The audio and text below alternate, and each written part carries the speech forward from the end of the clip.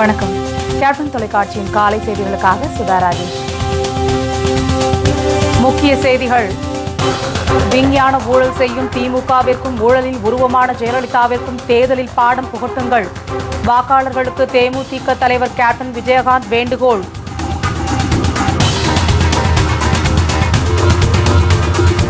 கும்பகோணம் மகாமகத்திற்காக ஒதுக்கப்பட்ட 1000 கோடி ரூபாய் பணத்தை அதிமுகவினர் கொள்ளையடித்து விட்டதாக திருமதி பிரேமலதா விஜயகாந்த் குற்றச்சாட்டு. லஞ்சம் ஊழலற்ற ஆட்சியை தமிழகத்தில் அமைய கேப்டனுக்கு ஒருமுறை வாய்ப்பளிக்கவும் வலியுறுத்தல்.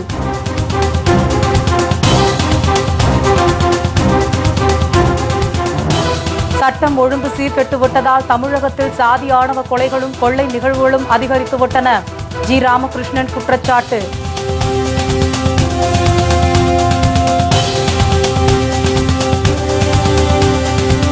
அதிமுகவினர் பணப்பட்டுவாடா செய்வதை தடுக்க தேர்தல் ஆணையம் நடவடிக்கை எடுக்க வேண்டும். வேலூரில் எல்.கே. சுதீஷ் பேச்சு.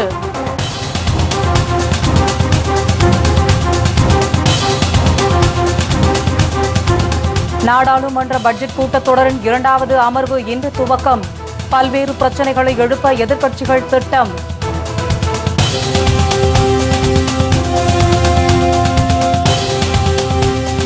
மேற்கு வங்கத்தில் இன்று 4ஆம் கட்ட வாக்குப்பதிவு தொடங்கியது. நீண்ட வரிசையில் நின்று பொதுமக்கள் ஆர்வமுடன் வாக்களித்து வருகின்றனர்.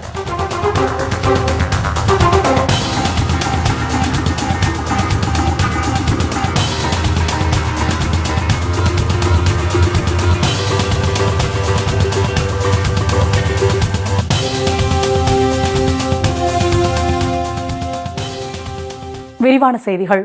விஞ்ஞான ஊழல் செய்யும் திமுகவையும் ஊழலின் உருவமான ஜெயலலிதாவிற்கு தேர்தல் பாடம் புகட்டுங்கள் என தேமுதிக தலைவர் கேப்டன் விஜயகாந்த் வாக்காளர்களுக்கு வேண்டுகோள் விடுத்துள்ளார்.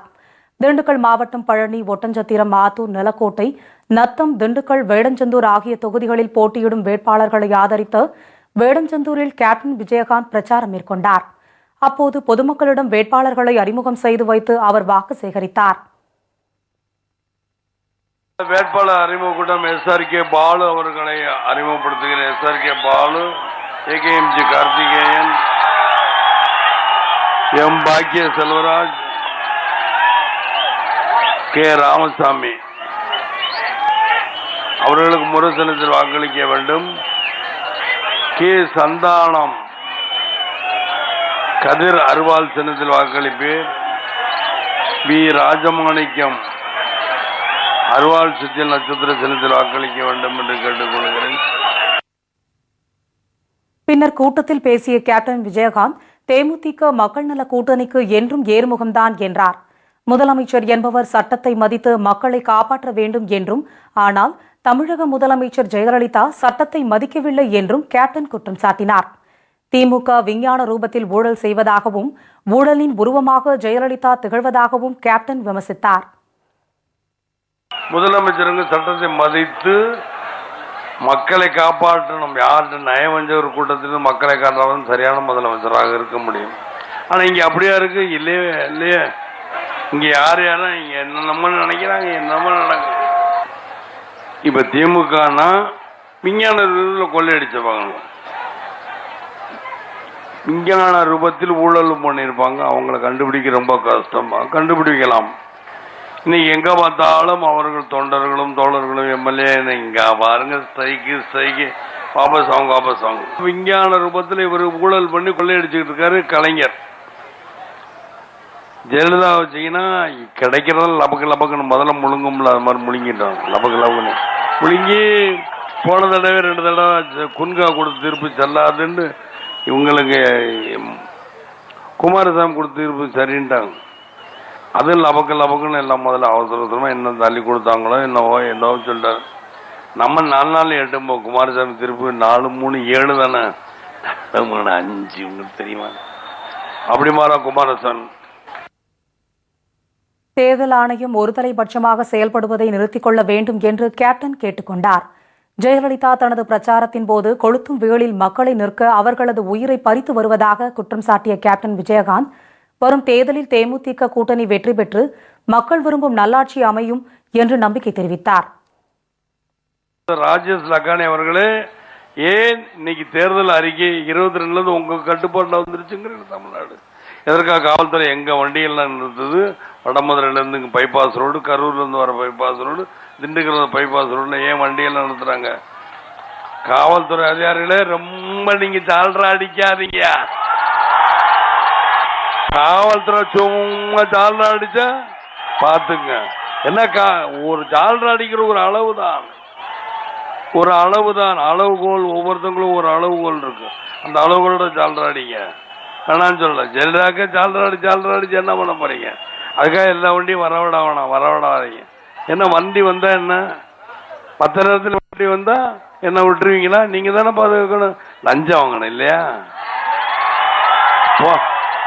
இவ்வளவு தூரம் மக்கள் ஏறி விசிலடிக்கணும், நீங்க உங்க வாங்குறோம் அவங்களும் அப்படித்தானே சந்தேகம் வரும். போலீஸ்காரங்க வாங்குறாங்கன்னு தானே வரும்.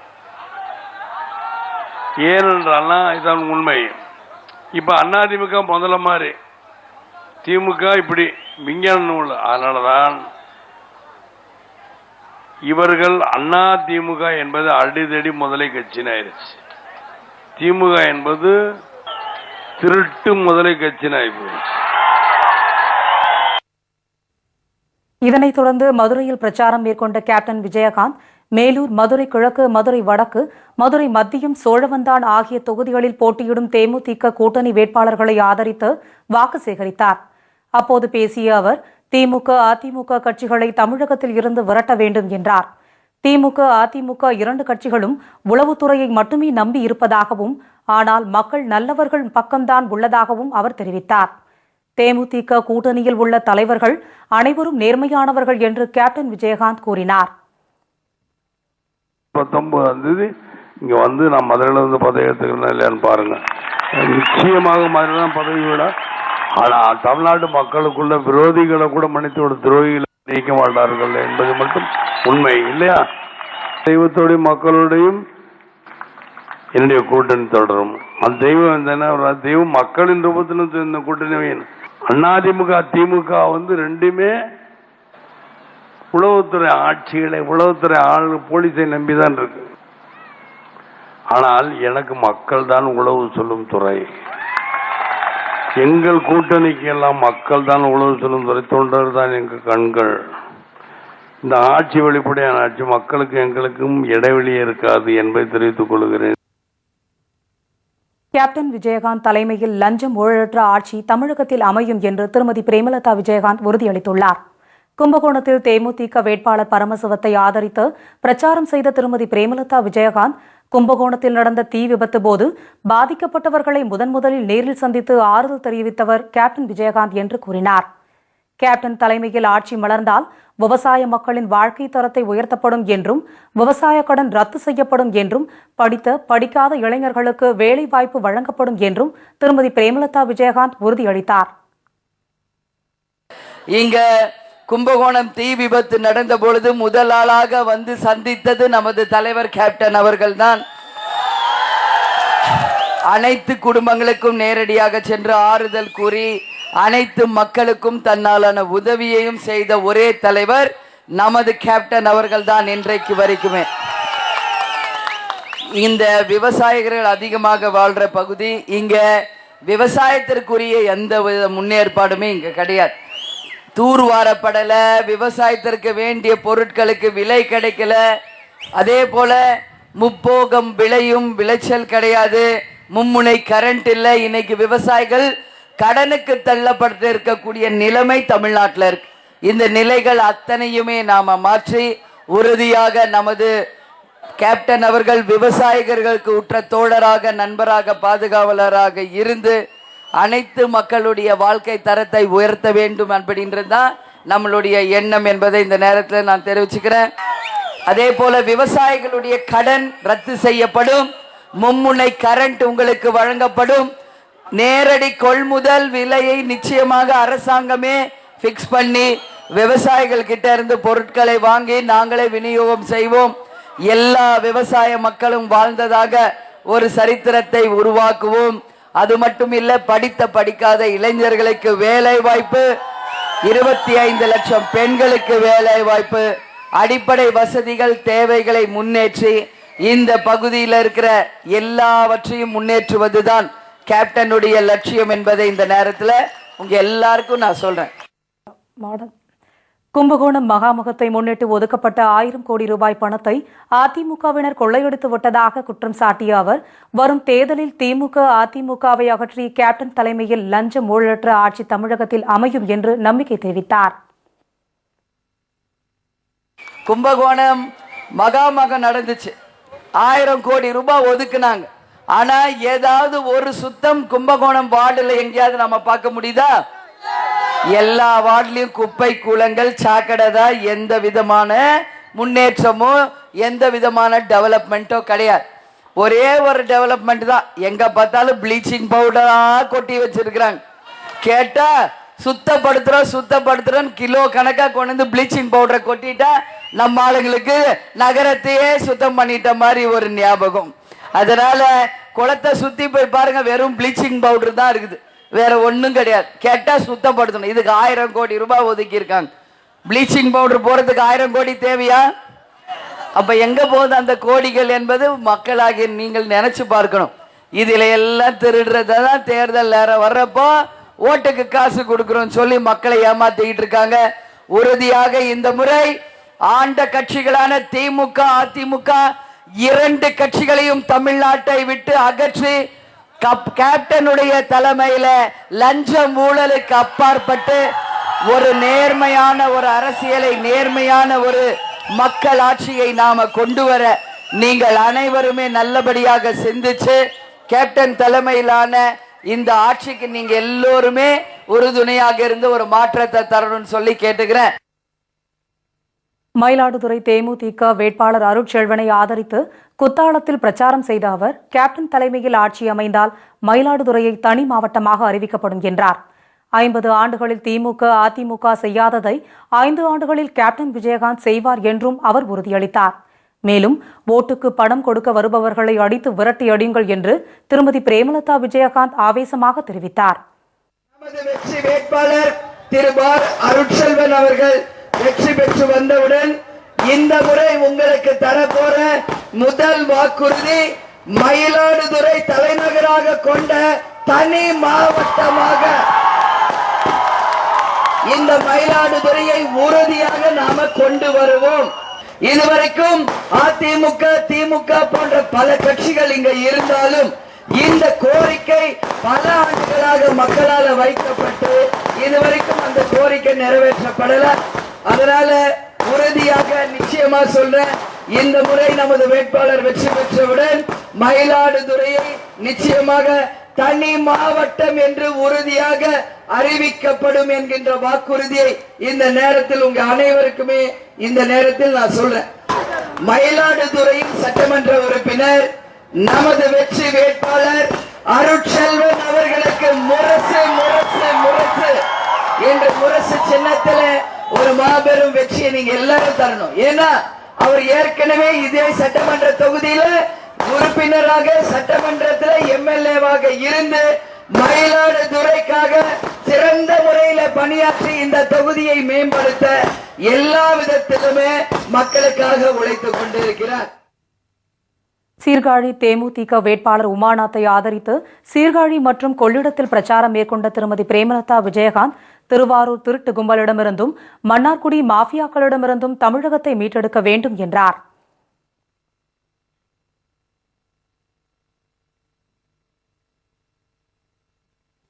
சிறிய இடைவேளைக்கு பிறகு மேலும் பல செய்திகளை பார்க்கலாம். தொடர்ந்து இணைந்திருங்கள் கேப்டன் தொலைக்காட்சியுடன்.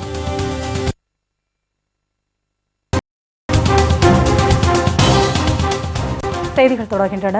சட்டம் ஒழுங்கு சீர்கெட்டு விட்டதால் தமிழகத்தில் சாதி ஆணவ கொலைகளும் கொள்ளை நிகழ்வுகளும் அதிகரித்து விட்டதாக மார்க்சிஸ்ட் கம்யூனிஸ்ட் கட்சியின் மாநில செயலாளர் ஜி ராமகிருஷ்ணன் புகார் தெரிவித்துள்ளார். மதுரவாயல் தொகுதி மார்க்சிஸ்ட் கம்யூனிஸ்ட் வேட்பாளர் பீம்ராவை ஆதரித்து போரூர் மற்றும் வளசரவாக்கம் பகுதிகளில் பிரச்சாரத்தில் ஈடுபட்ட அவர் அரசு பணிகளுக்கு 4 லட்சம் ரூபாய் முதல் 10 லட்சம் ரூபாய் வரை லஞ்சம் கொடுக்க வேண்டிய அவல நிலை தமிழகத்தில் உள்ளதாக குற்றம் சாட்டினார்.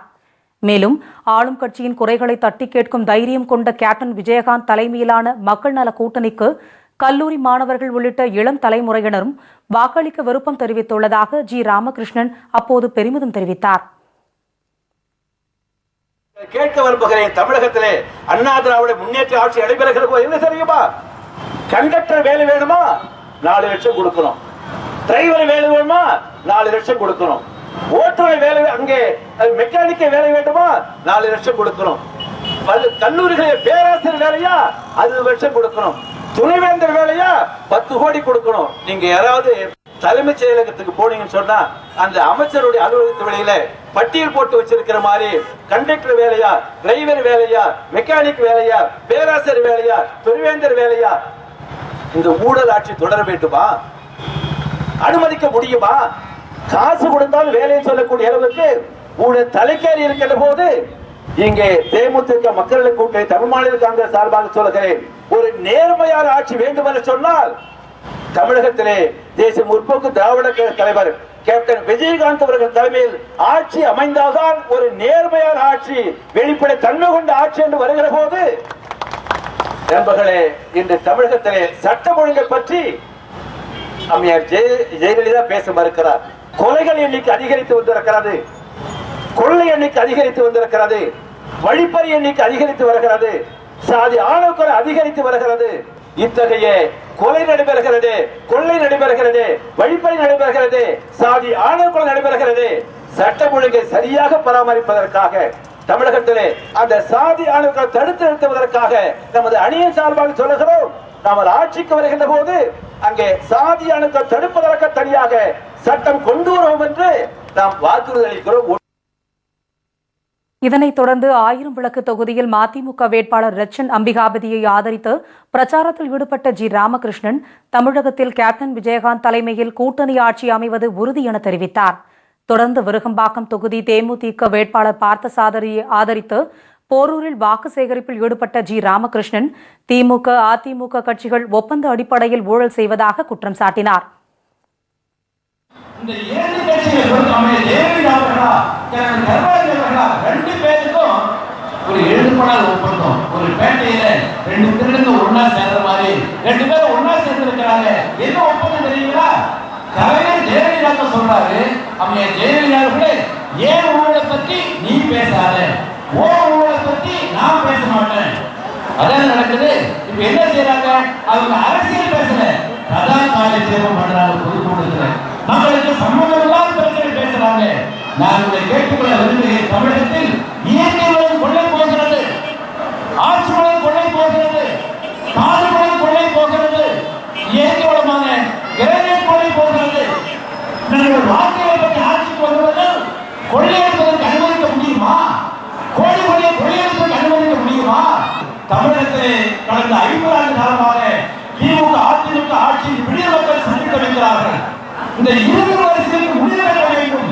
அதிமுகவுக்கு வாக்காக, திமுகவுக்கு வாக்காக ஒரு மாற்று ஆட்சி அமைய வேண்டும் என்பதன் போது விருகம்பாக்கம் தொகுதியில் கம்யூனிஸ்ட் கட்சி ஆதரவோடு, இந்த கம்யூனிஸ்ட் கட்சி ஆதரவோடு, மறுமலர்ச்சி திராவிட முன்னேற்ற கழக ஆதரவோடு, விடுதலை சிறுத்தை கட்சியின் ஆதரவோடு, தமிழ்நாடு காங்கிரஸ் ஆதரவோடு போட்டியிடக்கூடிய தேசிய முற்போக்கு திராவிட கழகத்தினுடைய வேட்பாளர் நண்பர் இங்கே அவர்களுக்கு அவருக்கு அளிக்கப்பட்டிருக்கக்கூடிய முரசு வாக்களித்து அவர் வெற்றிகளை செய்து தமிழகத்திலே தேமுதிக தலைவர் விஜயகாந்த் தலைமையில் ஆட்சி அமைவதற்கு எல்லாம் பாடுபட வேண்டும் என்று கேட்டுக்கொண்டு வரும் தேர்தலில் அதிமுக, தேமுதிக கூட்டணிக்கு இடையேதான் போட்டி என்று அக்கட்சியின் இளைஞரணி செயலாளர் LK சுதீஷ் தெரிவித்துள்ளார். தேமுதிக மக்கள் நல கூட்டணி வேட்பாளர்களை ஆதரித்து தமிழகம் முழுவதும் தீவிர வாக்கு சேகரிப்பில் ஈடுபட்டு வரும் LK சுதீஷ் வேலூர் மாவட்டத்தில் வாக்கு சேகரித்தார். திருப்பத்தூரில் தேமுதிக தேர்தல் பணிமனையை திறந்து வைத்த அவர் பின்னர் நடைபெற்ற வேட்பாளர் ஹரிகிருஷ்ணன் அறிமுக கூட்டத்தில் கலந்து கொண்டார். அப்போது செய்தியாளர்களிடம் பேசிய அவர் ஃபேஸ்புக், ட்விட்டர், வாட்ஸ்அப் போன்ற சமூக வலைதளங்களில் தேமுதிக கூட்டணி அமோக வரவேற்பு இருப்பதாக தெரிவித்தார். தேர்தலில் அதிமுக, தேமுதிக கூட்டணிக்கு இடையேதான் போட்டி என்று அவர் தெரிவித்தார். இதனால் அச்சமடைந்துள்ள அதிமுக அரசு ஆம்புலன்ஸ் மூலம் பணம் கொண்டு சென்று வாக்காளர்களுக்கு பணம் பட்டுவாடா செய்து வருவதாக குற்றம் சாட்டிய LK சுதீஷ், போலீஸ் பாதுகாப்புடன் செல்லும் ஆம்புலன்ஸ்களில் தேர்தல் ஆணையம் சோதனை நடத்த வேண்டும் என்று கேட்டுக்கொண்டார்.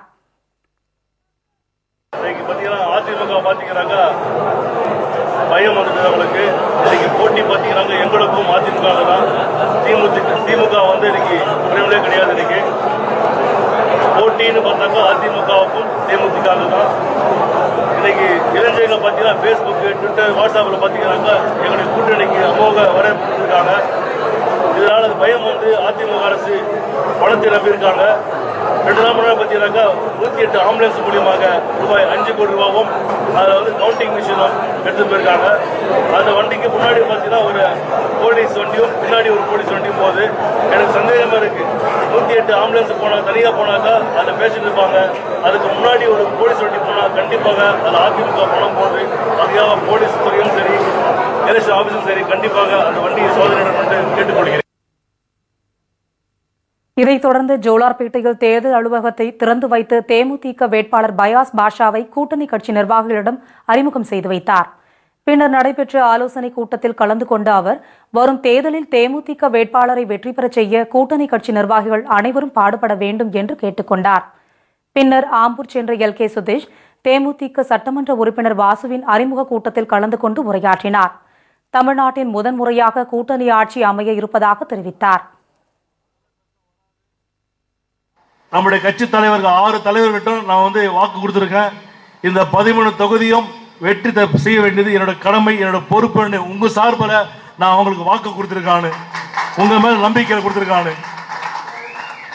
ஏன்னா இந்த இது வரைக்கும் பார்த்தீங்கன்னாக்கா நம்ம தமிழகத்தில் மட்டும் இல்லை, இந்தியாவில் மட்டும் கிடையாது, நம்ம தமிழ்நாடு பொறுத்த வரைக்கும் நம்ம சுதந்திரம் கிடைச்சி இந்த 69 வருஷத்துல வந்து கூட்டணி ஆட்சின்னு தமிழ்நாட்டில் கிடையவே கிடையாது. முதல் முறையாக கூட்டணி ஆட்சி வரப்போகுது. இதற்கு முதல் புள்ளியாசு போட்டது என்னுடைய அருமை சகோதரர் தொல் திருமாவளவன் அவர்கள் தான். இன்னைக்கு பாத்தீங்கன்னாக்கா தமாக வந்திருக்கு. கண்டிப்பாக தேமுதிக அமோக வெற்றி பெற்று நம்ம கேப்டன் ஆட்சி அமைப்பார். இன்னைக்கு இது நான் சொல்லல, இன்னைக்கு டெல்லியில இருந்து ஒரு சர்வே ரிப்போர்ட் கொடுத்திருக்காங்க. அதுல பாத்தீங்கன்னாக்கா இன்னைக்கு தமிழகத்தில் இருக்கும் இளைஞர்கள், முக்கியமாக படிச்சவங்க பாத்தீங்கன்னாக்கா பெண்கள், முக்கியமா பாத்தீங்கன்னாக்கா பேஸ்புக் வாட்ஸ்அப்ல பாத்தீங்கன்னா இந்த கூட்டணி அமோக வெற்றி பெறணும் அப்படின்னு அவங்களே டெய்லி பேஸ்புக்ல போடுறாங்க, வரணும் அப்படின்ட்டு. இந்த கருத்து கணிப்பு படி பாத்தீங்கன்னாக்கா தேமுதிக மக்கள் கூட்டணி தமாக தமிழகத்தில் கிட்டத்தட்ட 150 தொகுதி அமோக வெற்றி பெற்று கேப்டன் ஆட்சி அமைப்பார் அப்படின்னு கருத்து கொடுத்திருக்காங்க. இதையடுத்து கேவி குப்பம் காந்தி நகரில் தேமுதிக மற்றும் கூட்டணி வேட்பாளர்களின் அறிமுக கூட்டம் நடைபெற்றது. இதில் கலந்து கொண்ட LK சுதீஷ், கேவி குப்பம் தேமுதிக வேட்பாளர் தேவியம்மாள், அணைக்கட்டு தமாக வேட்பாளர் பழனி, காட்பாடி தமாக வேட்பாளர் சிவஞாந்தம், குடியாத்தம் இந்திய கம்யூனிஸ்ட் வேட்பாளர் லிங்கமுத்து ஆகியோரை கூட்டணி கட்சி நிர்வாகிகளிடம் அறிமுகம் செய்து வைத்தார். பின்னர் கூட்டத்தில் பேசிய அவர், இந்த கூட்டணி 150 தொகுதிகளில் வெற்றி பெறும் என்று கருத்து கணிப்புகள் வெளியாகி இருப்பதாக தெரிவித்தார். இன்னைக்கு இந்த கூட்டணி பாத்தீங்கன்னாக்கா தமிழ்நாட்டில் பெரிய வரவேற்பு ஏற்படுத்திருக்கு. இன்னைக்கு அண்ணன் பேசுறது போல இன்னைக்கு எல்லா சர்வேல சரி, இன்னைக்கு பேஸ்புக் வாட்ஸ்அப் எது பாத்தீங்கன்னாக்கா இந்த கூட்டணி அமோக வெற்றி பெறும் அப்படின்னு NDTV பாத்தீங்கன்னா ஒரு சர்வே கொடுத்திருக்காங்க.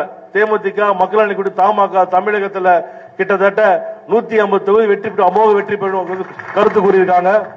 ஆனா என்ன பொறுத்த வரைக்கும் வந்து 150 ரொம்ப கம்மி தான். என்ன பொறுத்த வரைக்கும் வருகின்ற 19ஆம் தேதி ஓட்டெண்ணும் போது தமிழகத்தில் கிட்டத்தட்ட 200 தொகுதிகளை வெற்றி பெற்று அமோக வெற்றி பெற்று நம்ம ஆட்சி அமைக்க போறோம்.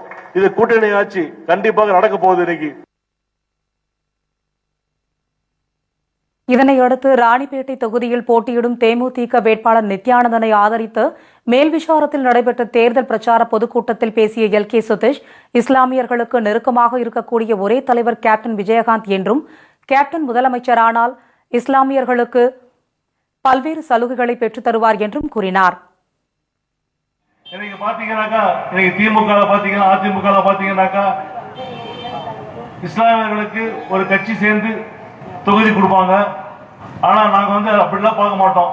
இன்னைக்கு தேமுதிக பாத்தீங்கன்னா நாங்க இஸ்லாமியர்களுக்கு 9 சீட்டு கொடுத்திருக்கோம். 9 சீட்டு கொடுத்த கட்சி எங்க தேசிய முற்போக்கு திராவிட கழகம் தான். இன்னைக்கு இப்ப இல்ல, 2006 பாத்தீங்கன்னாக்கா கிட்டத்தட்ட 20 பேர் சீட்டு கொடுத்தாங்க இன்னைக்கு. அதே போல 2009 போட்டி போடும் போது 6 பேர் கொடுத்தோம். எம்பில மொத்தம் 40 தொகுதியில வந்து நாங்க 6 பேர் கொடுத்தோம். அன்னைக்கு வேலூர்ல போட்டி போட்ட ஷோக்கத் ஷெரீப் இன்னைக்கு ஜம்மு காஷ்மீருடைய முதலமைச்சருடைய சகலை தான் வந்து நம்மளுடைய வேட்பாளர் தான். இன்னைக்கு இந்த மாதிரி பாத்தீங்கன்னா கேப்டனுக்கு எப்பவுமே வந்து இஸ்லாமிய மேல வந்து ஒரு தனி பற்று உண்டு. கேப்டனுடைய நண்பர் பாத்தீங்கன்னா இப்ராஹிம் ராவுத்தர், கிட்டத்தட்ட 40 வருஷம் நண்பர். அவரு கேப்டன் கூட இருந்தார். இன்னைக்கு நம்ம கூட அவர் இல்லை. இன்னைக்கு இன்னைக்கு திமுக பாத்தீங்கன்னா சரி, அதிமுக சரி, இன்னைக்கு பணத்தை நம்பி இன்னைக்கு கட்சி எலெக்ஷன் சந்திக்கிறாங்க. ஆனா நாங்க இன்னைக்கு நம்புறது இளைஞர்களையும் நம்முடைய மக்கள் நம்பி தான் நாங்க போட்டி போடுறோம். இன்னைக்கு பாத்தீங்கன்னா சமூக வலைத்தளம் Facebook, Twitter, WhatsAppல பாத்தீங்கன்னாக்கா எங்க கூட்டணிக்கு அமோக வரவேற்பு இருக்கு. அந்த அளவுக்கு அமோக வரவேற்பு இருக்கு. அடுத்த வர ஆட்சி கேப்டன் ஆட்சி, மக்கள் ஆட்சி, கூட்டணி ஆட்சி. இன்னைக்கு பாத்தீங்கன்னா இந்தியா சுதந்திரம் கிடைச்சி 69 வருஷம் ஆகுது. இன்னைக்கு சுதந்திரம் கிடைச்சி இன்னைக்கு தமிழ்நாட்டில் இது வரைக்கும் கூட்டணி ஆட்சியே கிடையாது. இன்னைக்கு தமிழ்நாட்டில் வரப்போகுது கூட்டணி ஆட்சி, மக்கள் ஆட்சி கண்டிப்பா வரப்போகுது. கேப்டன் முதலமைச்சராக இருக்க போறாரு. அப்படி இருக்கும் பொழுது இந்த ராணிப்பேட்டிலிருந்து நம்முடைய அன்பு சகோதரர் நித்யா அவர்கள் வெற்றி பெற்று வந்தால் இந்த பகுதிக்கு செய்ய வேண்டிய அனைத்து உதவிகளும் கண்டிப்பா செஞ்சு கொடுப்பார். இதனைத் தொடர்ந்து சோழிங்கர் தொகுதியில் போட்டியிடும் தேமுதிக வேட்பாளர் மனோகரன் மற்றும் அரக்கோணம் தொகுதியில் போட்டியிடும் விடுதலை சிறுத்தைகள் கட்சி வேட்பாளர் கோபிநாத் ஆகியோரை ஆதரித்து காவேரிப்பாக்கத்தில் நடைபெற்ற தேர்தல் பிரச்சார கூட்டத்தில் LK சுதீஷ் எழுச்சி உரையாற்றினார்.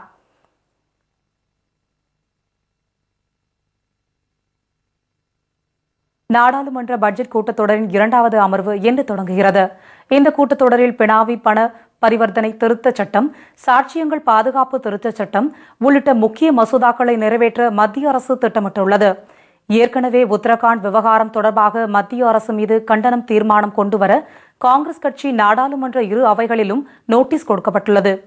பத்தான்கோட் விமான தள தாக்குதல் விவகாரத்தில் விசாரணை நடத்த விசாரணை குழுவினருக்கு மத்திய அரசு அனுமதி அளித்த விவகாரம், மகாராஷ்டிரா உள்ளிட்ட பல மாநிலங்களில் நிலவி வரும் கடுமையான வறட்சி, இஸ்ரத் ஜஹான் விவகாரம் உள்ளிட்ட பல்வேறு விஷயங்கள் கூட்டத்தொடரில் புயலை கிளப்பும் என எதிர்பார்க்கப்படுகிறது.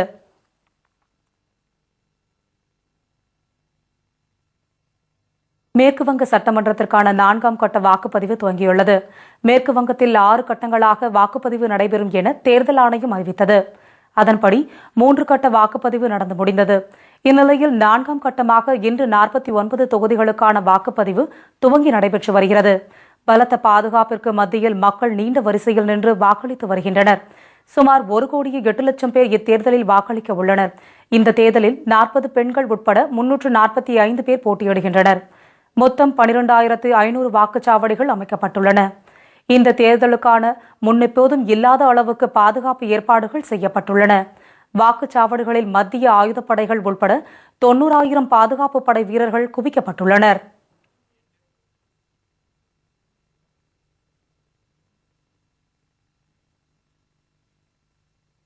இத்துடன் செய்திகள் நிறைவடைகின்றன. உண்மை செய்திகளை உள்ளது உள்ளபடி உடனுக்குடன் தெரிந்து கொள்ள தொடர்ந்து இணைந்திருங்கள் கேப்டன் தொலைக்காட்சியுடன். வணக்கம்.